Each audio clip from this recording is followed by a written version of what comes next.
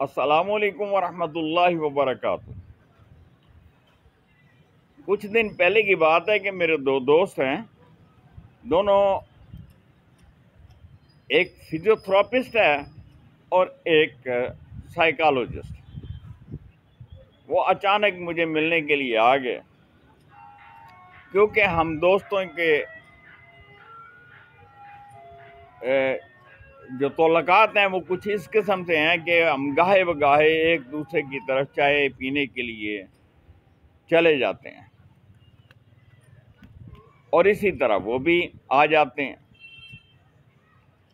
वो जब मेरे पास आ गए तो मौजू छिड़ गया सर दर्द।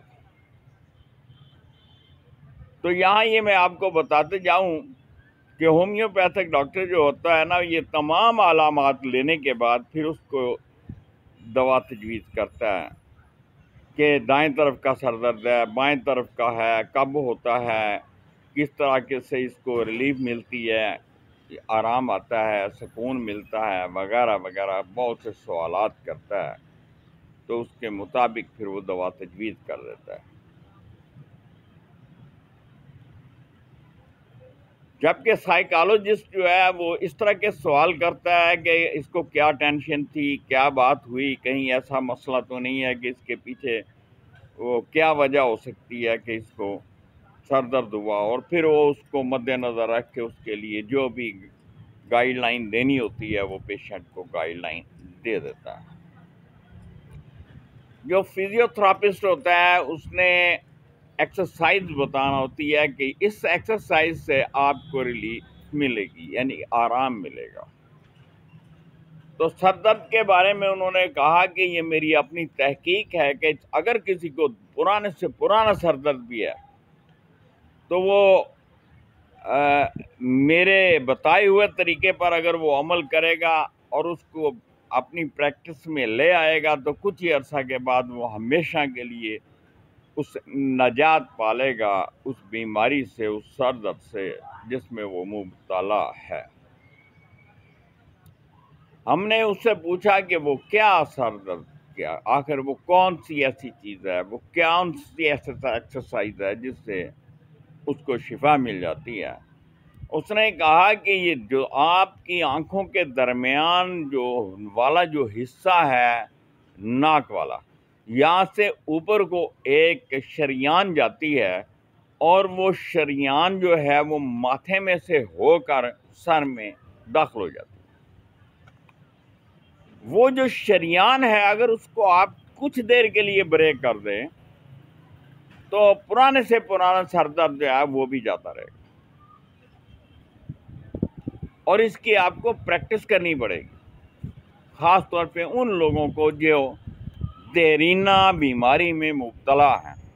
लेकिन अगर कोई खाल कुछ केस ऐसे होते हैं जिनको अभी सर दर्द हुआ तो उनके लिए तो बस एक दो दफ़ा ही ये करने से उनको शिफा मिल जाएगी। दूसरा उसने ये बताया कि ऐसे लोग जो 5 वक्त के नमाजी होते हैं और वो नमाज पूरी आराम के साथ, सुकून के साथ पढ़ते हैं और उनका सजदा सही होता है तो उनको भी कभी सर दर्द नहीं हो सकता। हमने कहा कि सजदा सही से होने से क्या मुराद है। उन्होंने कहा कि सजदा 8 हड्डियों पे मुश्तमिल होता है, लिहाजा अगर 8 हड्डियां आपकी ज़मीन पे नहीं लगती तो आपका सजदा भी सही नहीं है। आप सही तरीके से अगर सजदा करेंगे और उसमें लंबा वक्फा लाएंगे तो यकीनन पुराने से पुराना सर दर्द भी उसको भी शिफा मिल जाएगी और आइंदा के लिए भी उस बहुत सी बीमारियों से बंदा महफूज हो जाएगा। बहरहाल ये था उनका कहना और ये उनके तजर्बे में बात आई और उनकी प्रैक्टिस में ये बात है। उन्होंने यहाँ तक मुझे ये बताया है कि मैंने ये बेशुमार लोगों पर इसका तजर्बा किया और ये 95% मेरा यह फार्मूला है, ये दुरुस्त है और कारआमद है और कामयाब है। इसी नुक्ते को मद्देनज़र रखते हुए ये मैं आप तक ये इस नुस्खा को यानी कि ये जो उन्होंने मुझे बताया था तरीका, वो मैं आपको पहुंचा रहा हूं, ताकि हो सकता है कि आपके ज़रिए से किसी मरीज का भला हो जाए, किसी को शफा मिल जाए और आप इस सदक़ाए जारिया में शामिल हो जाए। लिहाजा इस सदक़ाए जारिया में शामिल होने के लिए ये जो नुस्खा मैंने, ये जो वीडियो आपको भेज रहा हूँ, इसको ज़्यादा से ज़्यादा इसकी जो है ना, इसको फॉरवर्ड करें।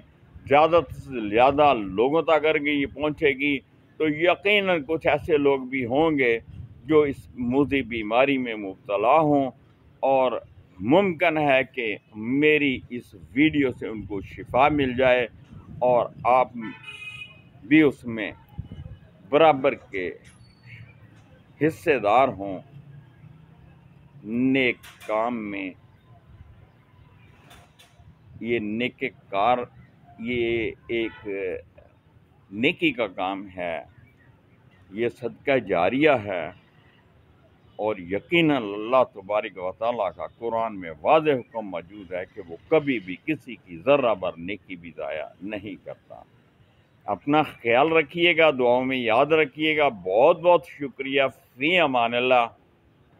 अल्लाह मुझे और आपको इल्म व अमल की तौफ़ीक़ अता फ़रमाए।